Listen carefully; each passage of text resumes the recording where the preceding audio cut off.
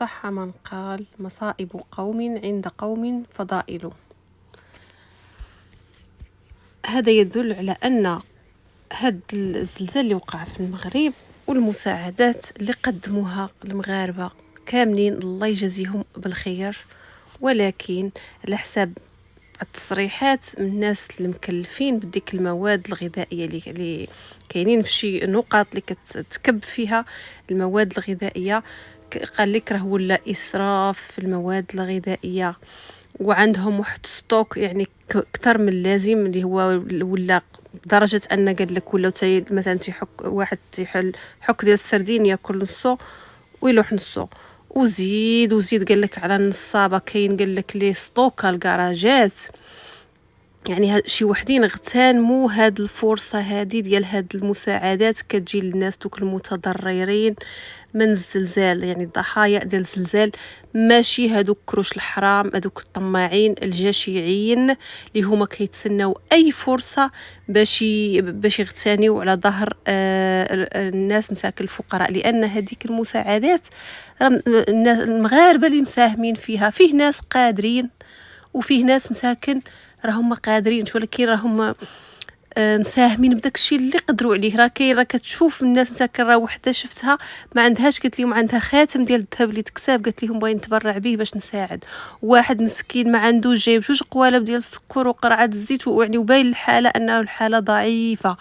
وفيه ناس الله يكثر خيرهم يعني عندهم والله، وكاين المسكين اللي ما فحالوش، يعني كاين اللي مساهم بقالب ديال السكر، كاين اللي مساهم بوديزات الزيت، كل واحد على قدر الاستطاعه ديالو، مشكورين والله يجازيهم خير.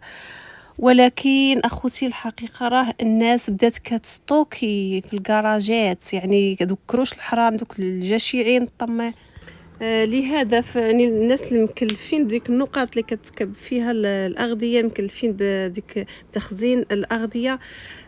قال لك الدواوير كامله، حتى يعني ديك النهار كيف ما قلت لكم حنا درنا واحد الفيديو قلنا راه عطينا اسم الدواوير اللي ما وصلتهمش المساعده. دابا الناس المسؤولين تما قال لك الدواوير عندهم ما يكفي من المساعده، غيولي ادخار، غيولي قال لك اسراف. لهذا الناس اللي هما باقين ما جابوش المساعده ممكن يشدوا ديك المساعده واحد السيمانه ولا 10 ايام ما يجيبوهاش. دابا حيت دابا كاين فائض وما كاينش الضوء، يعني ما كاينش فين يخزنوا شي مواد غذائيه اللي هي خاصه ضروري تحط في الثلاجات، بحال مثلا الحليب، الفرماج، الكاشير، يعني اي مواد غذائيه ما يمكنش تبقى الا وداخل الثلاجه. دونك داكشي راه كله غادي يخسر، وهذا يعني ضياع. وكاين شي مواد غذائيه ما تتخسرش بحال الزيت، بحال الدقيق، بحال السكر، بحال الاتاي، بحال هادوك واخا يبقاو مستوكين في شي بلاصه ما غيخسروش، ولكن الحاجه اللي كتخسر خاصها ضروري تحط في الثلاجه، هذاك الشيء راه كلشي غيخسر. وحنا واحد ما بغاش يعني يضيع، حيت الضياع ما الضياع خايب، لان هذوك الناس مازال محتاجين المساعده. هما بنفسهم ولا خرجوا وقال لك في المواد الغذائيه عندنا ما لحد الان عندهم ما يكفي.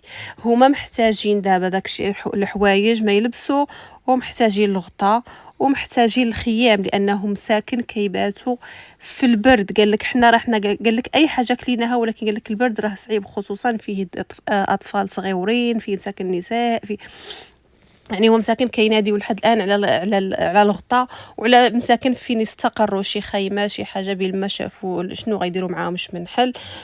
واما المواد الغذائيه ممكن يعني اللي جايب شي حاجه ممكن يحبسها شويه، وخا غير سيمانه ولا جوج، ولما شويه داكشي داك الفائض ديال المواد الغذائيه اللي كاين ممكن يتكال، يعني تستعملوه عاد، ممكن حد عاوتاني يتبرع.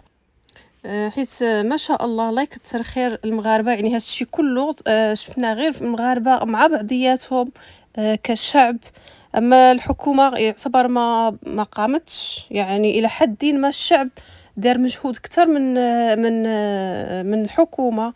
الله يكثر خير الشعب المغربي وهذوك الناس المتضررين بالزلزال.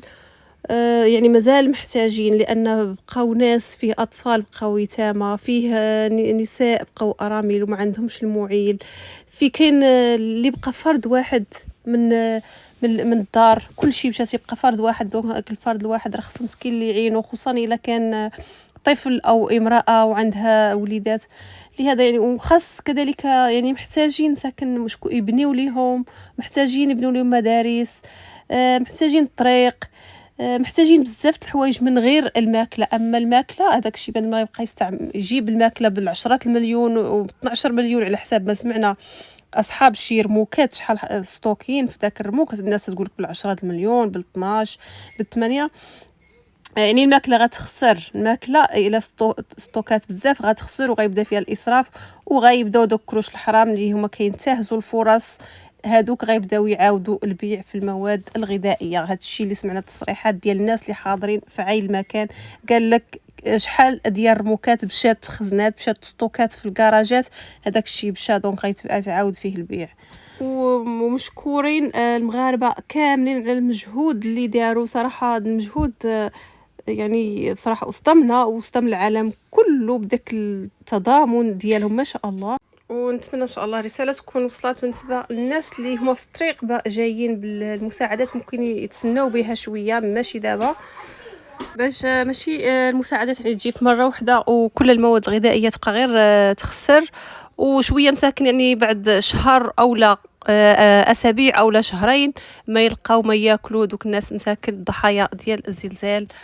وهاد المعلومات كامله بالنسبه للمواد الغذائيه يعني كي يقولوها لنا الناس اللي كاينين تما في عين المكان اللي منهم هاد الولد هذا اللي هو على القناه ديالو فيسبوكي حر، خصوصا يعني اللي بغى يتاكد من الخبر يمشي الفيديو ديالو اللي كاتب فيه الحقيقه التي ستصدم القوافل، هذه قايل فيها الحقيقه كامله.